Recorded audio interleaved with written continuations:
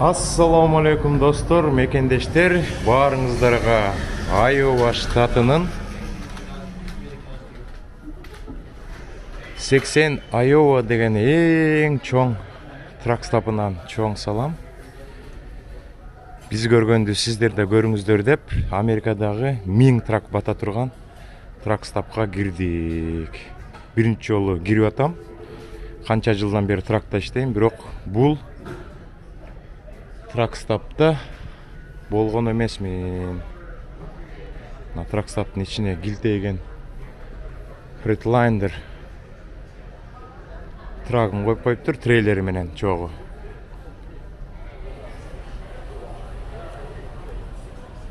Бул тракстаптын ичинде достор Freightliner трейлери менен турат. Биринчи жолу көрүп атам.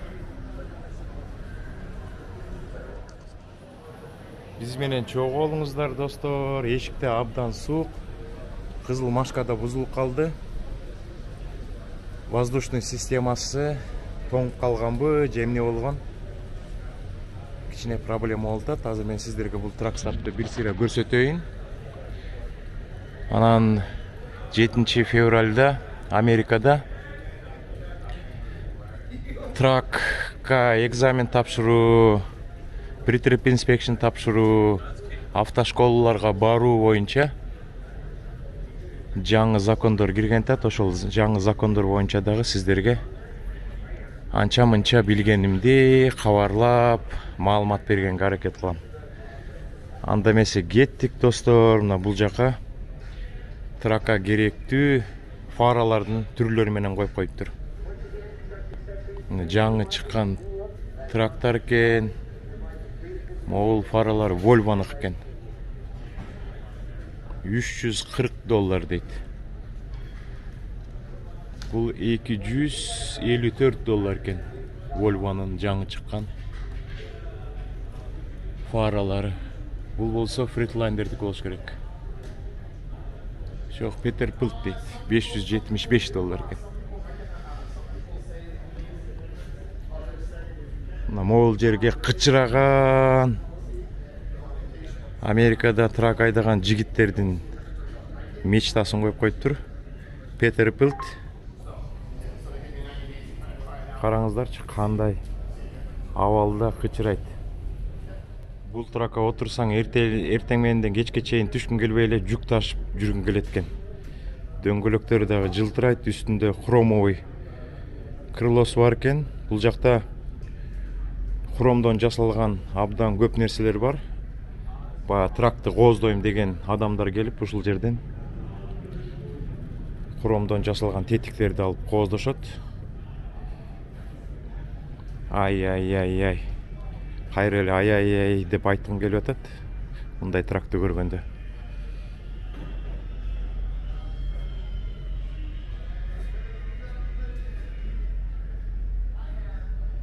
Үт хромдон жасалыптыр, жылтырап.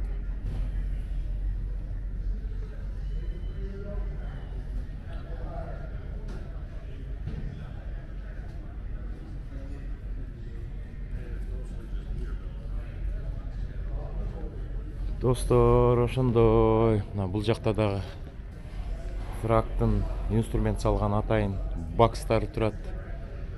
Арткы фаралары турат. Бул жакта болсо Peterbilt'тин бампери турат. Кычырап, жылтырап.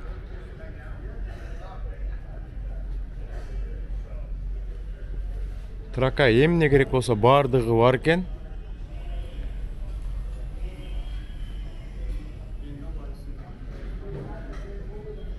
Бул жакта сигналдар турат, морлор турат, трактын түтүн чыккан морлор турат. Биз эми Кыргызстанда мор деп айтабыз да. Көбүнчөсү Peterbilt Kenwood дегендердики болуш керек, бизге тагылбайт. Мындай эки жакка кеткен укмуш морлор.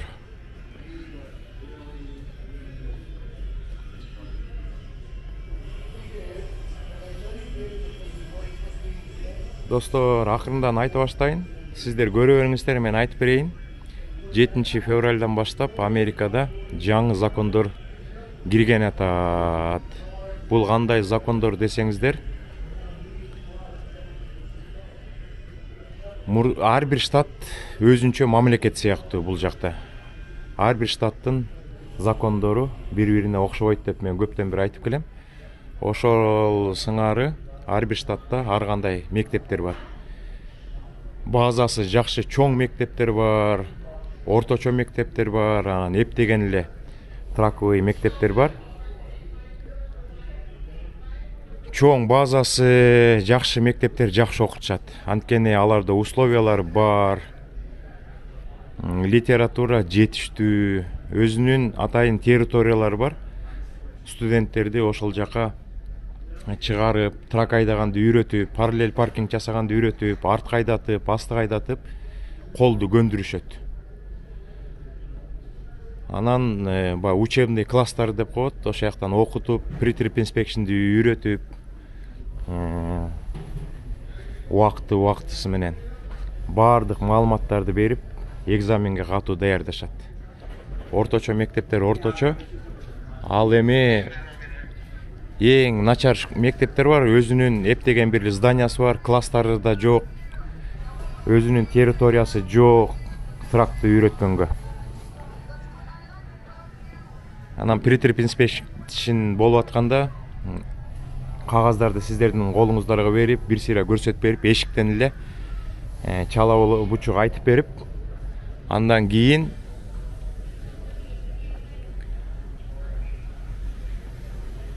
тракты анча-мынча шаардын ичинен, шаардын четтеринен айдап берип коюп, анан кетирип ийет, чала бучук даярдап. Американын жаңы киргизип аткан закону ошондой чала бучук даярдаган мектептерди жоготуш керек. Анткени азыркы жаңы келип жаткан трак драйверлердин деңгээли абдан түшүп кеткен үчүн, ар кандай правилаларды билбеген үчүн, баягы ар бир штаттын ичинде эмес, бул федералдык деңгээлде баардык штаттарга бериле турган билимди бирдей кылыш керек болуп атат. Атайын бул реестр ачкантат, ошол реестрге Америкадагы трак школдордун баары кирет, алар өзлөрүнүн условиясын коет, мондай болуш керек, мондай базада болуш керек, мондай класстар болуш керек, мондай территория болуш керек дегенде, жанагы эптеп септеген траковый мектептердин баардыгы акырын иргелип жоголушат. Мына могул жерде Oakley деген жакшы фирманын очкилери бар экен. Мен өткөндө Американын машина базары деп Теннессиден видео тартып бир очки кийип алгам. Как раз ушу Oakley фирмасынан алгам. Көп мекендештер сварочный очки экен, лыжа тепкен очки экен дейт. Бирок андай эмес.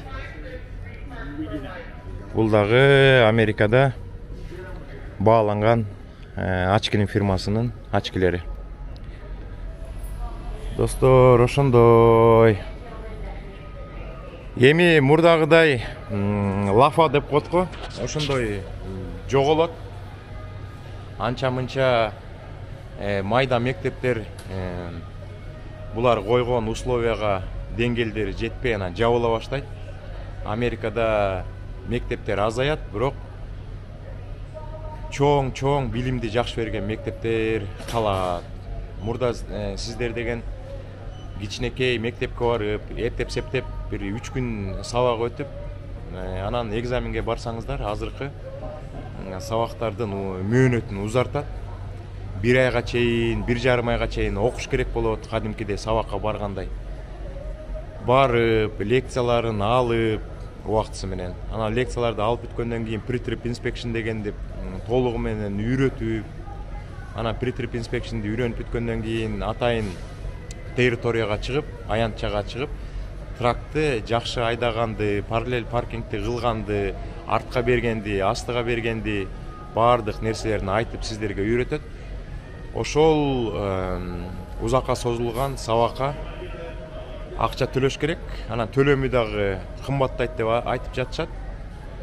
Мурда деген сиздер деген эптеген билим берген мектептерге барып бир күн кээ бирөөлөр бир жума кээ бирөө 3 күндө окуп анан билим алып экзамен тапшырсаңыздар азыр бир ай бир жарым ай билим тапшырасыздар. Анан көп жакшы билимди жакшы берген мектептер көбүнчөсү бул Флорида штатында мага дагы бир маалымат керек болгондо YouTube каналына кирип маалымат издейм. Жакында эле бир жакшынакай видеону көрдүм.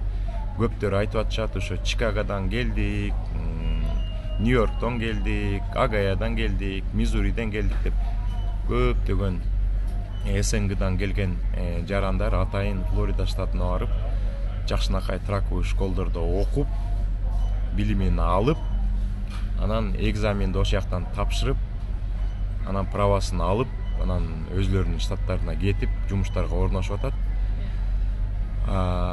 Көп штаттарда билим өтө начар, бирок кымбат. Кээ бир штаттарда ошол траковый окууну окуш үчүн 4000-5000 төлөш керек. Флоридада болсо болгону механикага тапшырыш үчүн $2400 экен, автоматка тапшырыш үчүн $2000 экен.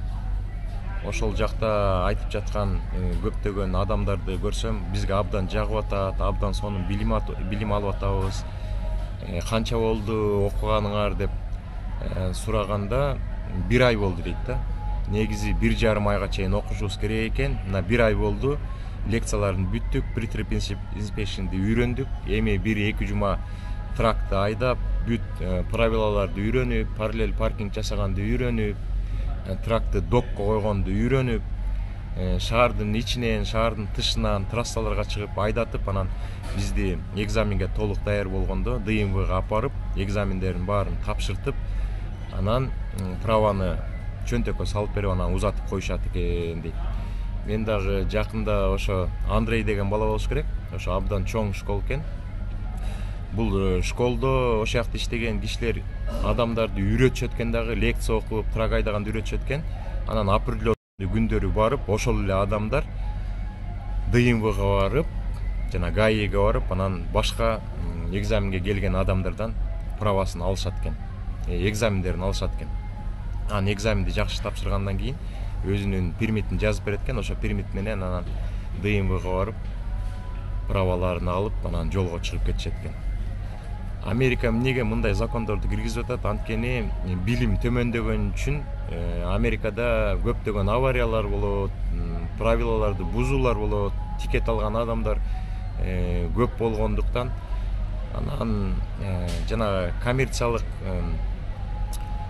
машиналар, бокс трактар, пикап трактарды дагы СДЛ правасы жок айдап жүрүшпөйбү. 7 февралдан кийин ошолордун баардыгын токтотуп, алар дагы СДЛ правасы жок айдай албай калышы мүмкүн. Азырынча маалыматтар ошондой болуп атат. Бирок pre-trip inspection жана машина айдоо баягы бериле турган билим ошо боюнча калат болуш керек деп ойлойбуз. Анткени трак өзгөргөн жок да. Трак мурда кандай жүрсө, кандай жүк алса, кандай правилалар менен колдонсо ошо боюнча калат. Бирок окуй турган процессти гана узартканышат. Анан баягы акчасы көбөйүп калат. Автоматически акчасы көбөйүп калат. Андан тышкары Флоридага барып права алам десеңиздер, аякка барасыздар. Аякка барып жата турган жерди табыш керек, тамак ашка керек. Акча ошондо 1 ай, 1 жарым ай жүрүп калсаңыздар, анан тамак ашы менен жата турган жер менен может $4000-5000 чейин кетиши мүмкүн. Флориданын жакшы жери сабактары, окуу процесси арзан экен. Например, Нью-Йоркто мен укканга жараша 3000, 4000дей мектептер, Нью-Йоркто 3000дей, 4000дей, 5000дей мектептер бар деп аткан. Бирок мен да ошол 2015-жылы Нью-Йорктон бүткөм, Бруклинде. Бүткөндө ашып кетсе бир 2 жолу шаардын ичине чыгып айдаткан. Бир күн барганда бир 1-2 саат pre-trip inspection'ду көрсөтүп койгон. Анан мени очередке коюп койгон. Очередим келгенден кийин бир 2-3 жумадан кийин анан ошо школго кел деген, келсем анан бир трак берип, бир водитель берип, анан экзаменге жиберип ийген. Экзаменге барып, баягы билимдин аздыгынан биринчи жолу кулап калып, анан экинчи жолу тапшыргам. Мен жакшы жерим ошо экзаменге барганда, мурда экзамен тапшырган менин досум чогуу барып, анан ошол трассаны полностью жеңил машина менен көрсөтүп чыккан. Моундай айдаш керек, моякта светофор болот, муякта 40 менен айдаш керек, муяктан катуу айдаба, бул жактан линияны өзгөртүшүң керек. Анан баягы өзүнүн билгенин айтып берип, анан мага экзамен тапшырыш жеңил болгон. Достор, ошондой. Анан YouTube каналындагы материалдарды карасам, бир да кыргыз жараны pre-trip inspection жөнүндө видео тартпаптыр. Мен көп мекендештерге айткам, жакында pre-trip inspection жөнүндө экзаменге кандай даярдык керек экен, трактын башынан баштап аягына чейин айтып берип, анан кабинага отуруп, инструктор жаныңарга отурганда бир 10 мүнөт баягы тормоз системасын кандай колдонуш керек, кантип айтып бериш керек видео тартам деген. Убакыт болсо Кудай буйрса тартабыз, баарыңыздарга жардам болот. Эң биринчи кыргыз тилинде чыккан pre-trip inspection'ды айтып бере турган видео болот го деп ойлойм. Азыр дагы мен азыр тартсамбы же 7 февралдан кийин маалыматтарды толук билип туруп тартсамбы билбей атам. Аны дагы Кудай буйрса чечебиз. Азыркы маалымат ошондо 7 февралды күтүп туралы. Дагы кандай өзгөрүүлөр болуп кетет.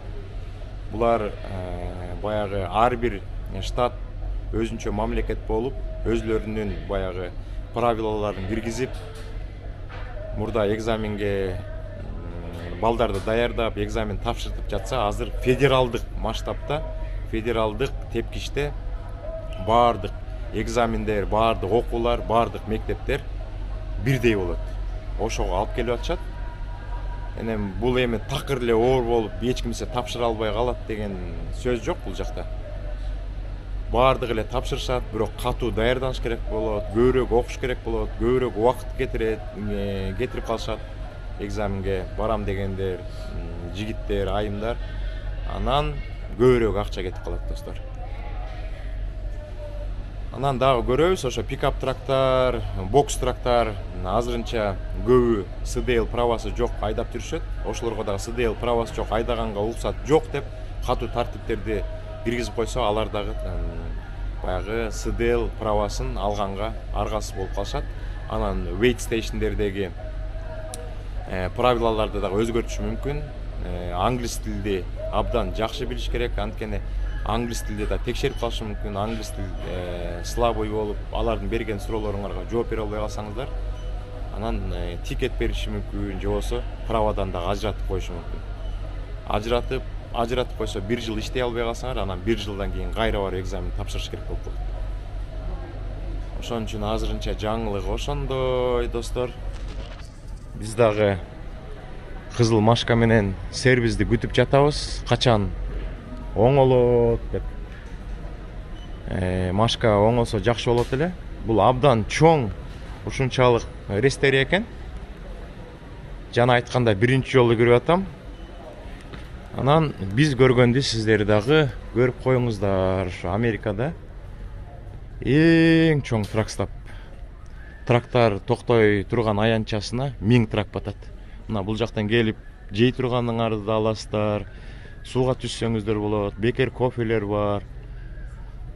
Ар кандай сувенирлер бар. Мына могул жерде гитаранын түрлөрүн коюп коюптур. Могул жерде сурамадан жасалган нерселерди да сатып турушат. Буларды колу билген адамдар жасап туруп, анан бул жака өткөрүп турушат окшойт. Мына бул жакта футболкалар, плащтар. Бұл қалың плащ екен, ошо жаан жаганда суукта кие турган. Шляпалар. Жанымда бирөө отурат го деп карасам, бул манекен экен. Кордун түрлөрү. Мына мондайларга ким кызыгат? Бул чисто ковбойский екен. Ковбойский ботинкалар $148 екен. 140. Карасы, күрөңү бүт бір бардыгы менен жыйылып турат. Астында знактары менен ковбойский ботинкалар.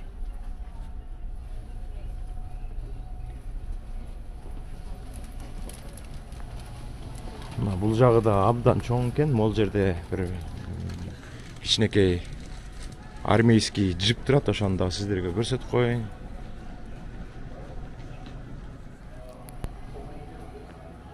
Солдат камуфляж менен турат. Отурбагыла дейт джиптин ичине.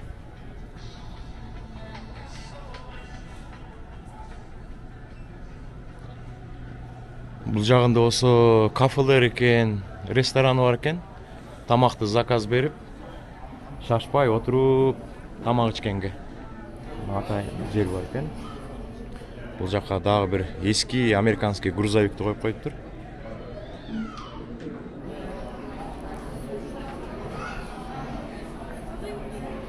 Бирок кычыраган состояниеде экен.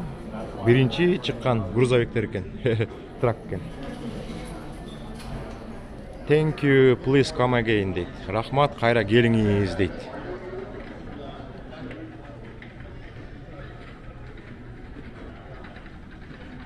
Сувенирлер абдан көп экен. Ана моякта деген дагы кофе саткан, Макдональдс, ар кандай нерсе саткан чоң залы бар экен, абдан чоң экен. Анан сиздерге мояктагы трактарды көрсөтүп коеюн.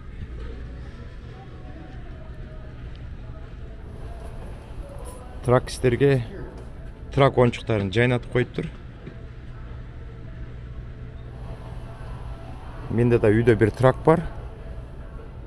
Ошон менен үйдө отуруп, докко кантип коюш керек, анализ жасап, чоң адамдар дагы эме кылса болот, көрсө болот.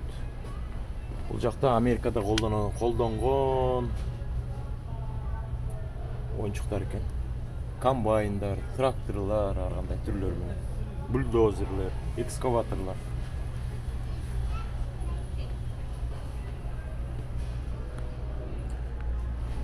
Ичин кыдырып жүрө берсең, жарым күн кыдырчуудай трак тапкен. Абдан чоң экен.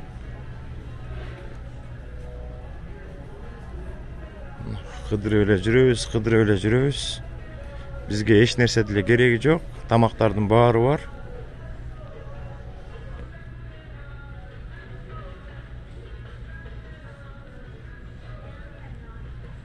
Шапкаларды тизип коюптур. Бул жака дагы бир машинаны коюп коюштур. Таштарды тизип, үстүнө бир машинаны чыгарып коюптур.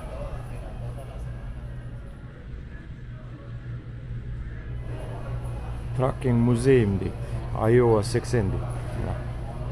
Ушул жерде дагы трактын музейи бар экен. Могул жака маалыматтарды коюп коюптур, алып музейге барсаңыздар болот экен. Ушул эле траксаптын жанында.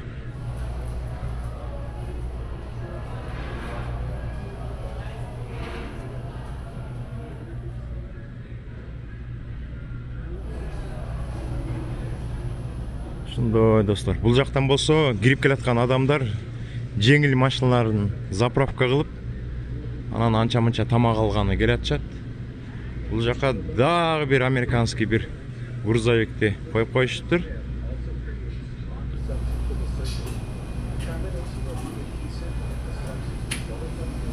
Эски машинаны баягы абдан кычырата жасап, сырдашып, жаңы нерселерди тагып, бир чети реклама, бир чети абдан кызык экен.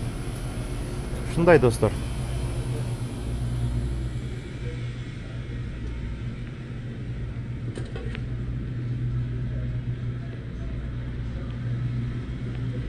Мына бул жакта каалаган чипсылар, соктор, бул жактан зубный паста, сакал алгыч, медицинский дарылар.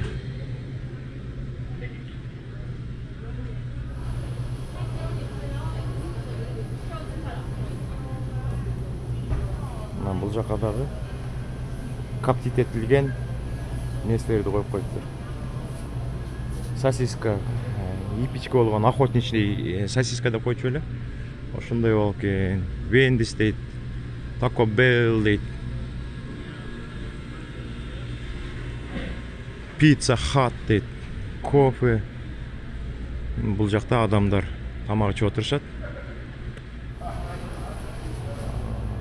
Бул жакта болсо сувенирлер экен. Сувенирлер абдан көп экен.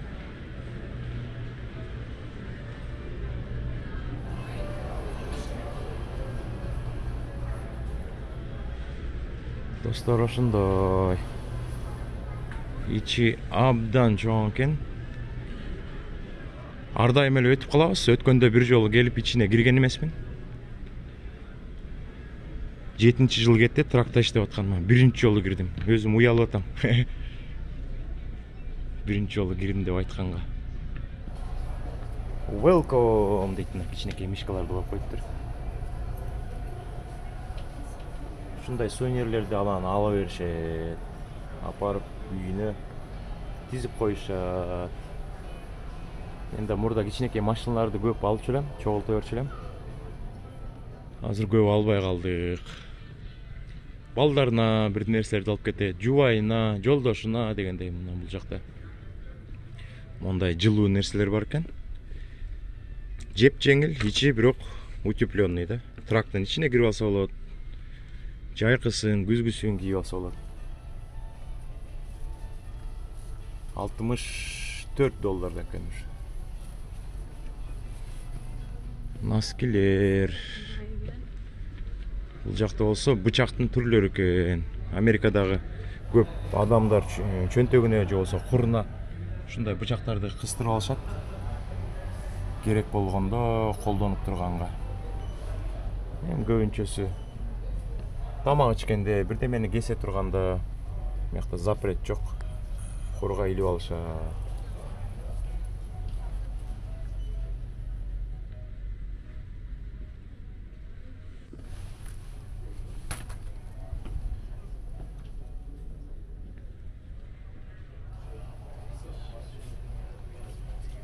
Сувенирден көп нерсе жок экен.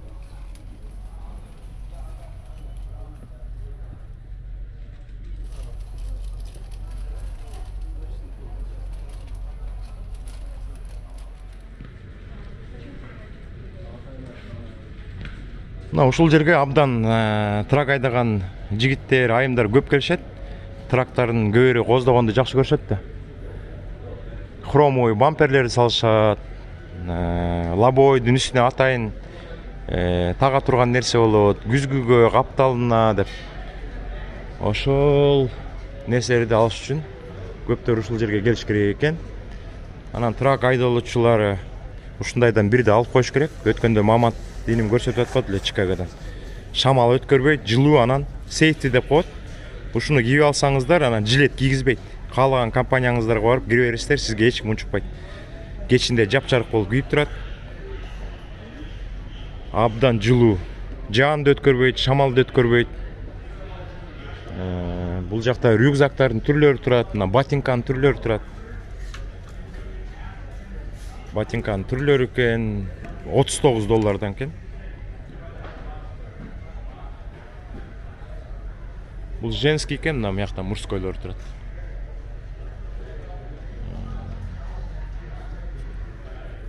Чыптамалар турат. Чыптама деп коебу муну. Куртканын ичинен кийип алса болот, жылуу болот.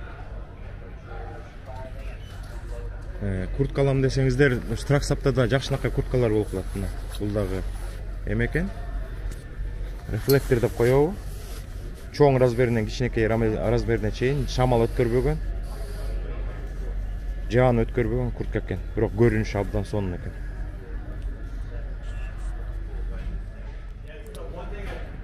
Freightliner классик дейт. Мына Freightliner ушул Отургучту тагып койсо болот. Тракта көп жүрөт да, алыс жүрүшөт адамдар. Белге күч келет, ошон үчүн бул отургучтар атайын жасалган. Ылдый жагында амортизатор болот. Мына сиздерге көрсөтүп коеюн. Ылдый жагында атайын амортизатор, өйдүлөтүп койсо болот, ылдыйлатып койсо болот.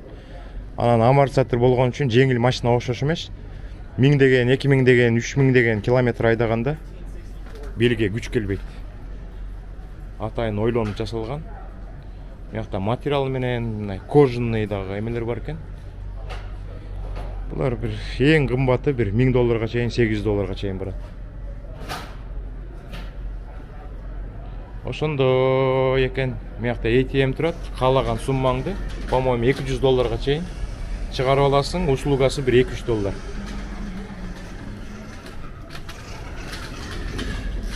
Бекер журналдарды коюп коюптур, алып окуй берсе болот. Бул жакта ошо сатыла турган трактардын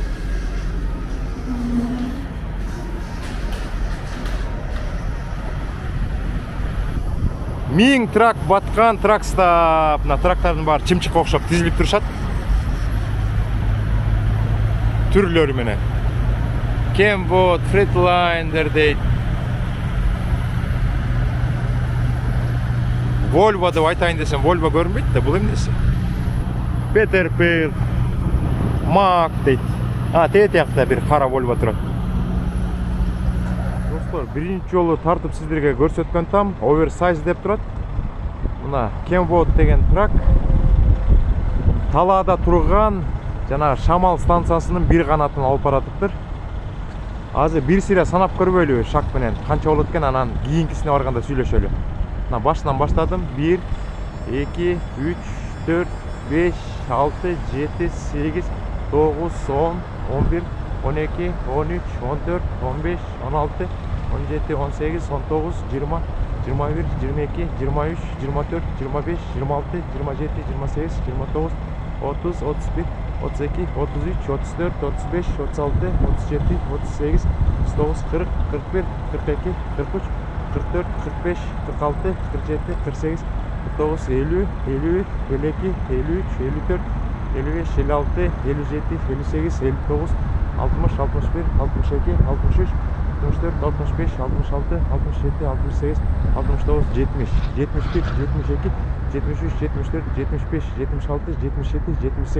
76 77 78 79 80 81 82 83 84 85 86 87 элестеткиле достор, 87 метр экен. Могу куйругунан баштап трактын башына чейин. Бул эмне деген узундук. Биздин трактар 25 метр. Буларды сопровождение менен жүрүшөт. Астынан бир машина сопровождать этет мигалкасы менен, аркасынан бир машина мигать этет. Кээ бирде полицейскийлер дагы баягы тарыраак көчө болуп калса сопровождать этишет. Достор, карасаңыздар, эки машина экен. Экөө тең атайын токтогондо ушундай фишкаларды коюп коюш керек. Узундугу эмне деген узундук. Ай. Ушулар жана Тала станциясында тегеренип атпайбы? Ошолордун бир канаты. Булар бир канатын апартат, тиги машина бир канатын апартат, дагы бири болсо анан ошо 3 канат тегеренип турат. Анан электричество чыгарып турган станция, шамал станциясынын канаттары. Азыр дрон учуруп дагы үстүнөн карап көргөнгө аракет кылабыз. Абдан суук, камераны эптеп кармап атам. Достор, ошондой азыр дагы мен тракка жетейин, бир сире айткан нерселеримди кыска толуктап коеюн. Анан ошо менен видеону бүтүрөлү. Кийинки видеолордо Кудай буйрса деп айтып атам. Pre-trip inspection'ди биринчи жолу кыргыз жараны катары сиздерге кыргыз тилинде айтып түшүндүрүп, кантип 15 мүнөт, 20 мүнөт трактын сыртын айтып, андан кийин ичине отуруп, кабинага отуруп, инспекторго 10-15 мүнөт бая тормоз системасын айтып бере турган видео чыгат, Кудай буйрса.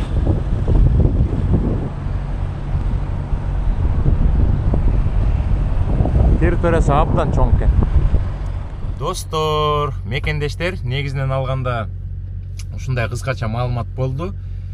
7 февралдан баштап өзгөрө турган нерселерди айтып бердик. Бул эми 100% ушундай болобу же болбосо 50% ушундай болобу турмуш көрсөтөт. 7 февралды күтүп туралы.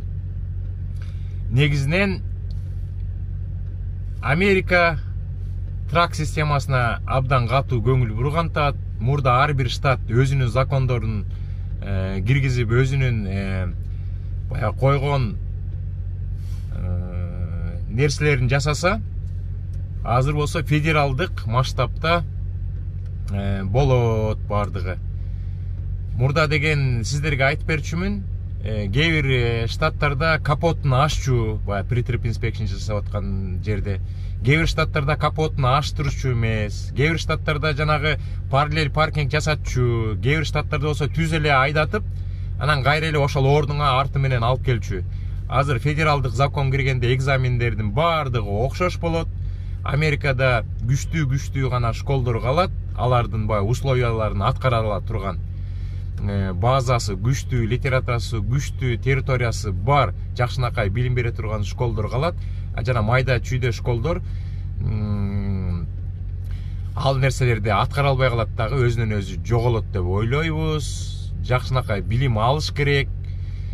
Траковый жумуш бул жеңил жумуштардан эмес, абдан оор жумуш. Жолго чыгасыңбы, жүк аласыңбы, жүк бересиңби, wait stationге киресиңби, жолдо кетип баратканда көптөгөн табличкалар болот, правилалар болот, ошолордун баарын таза сактап, жакшынакай иштеп, авариясы жок, кырсыгы жок иштеш үчүн билим да керек. Кийинки эфирлерден жолукканча сак саламатта болуңуздар. Баарыңыздарга ийгилик, аманчылык. Pre-trip inspection'ди кыргызча тартканга жаратканыбыз насип кылсын.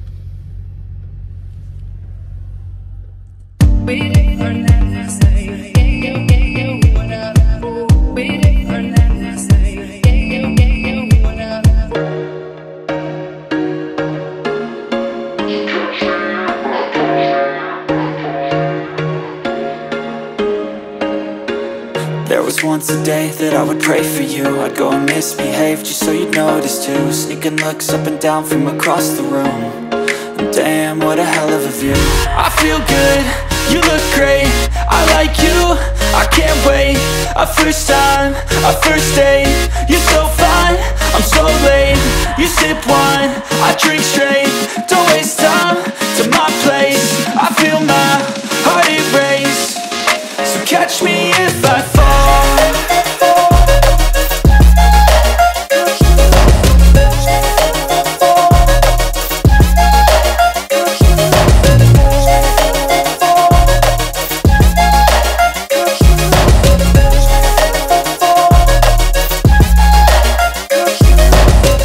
I'm falling fast, sitting here praying that this night's gonna last.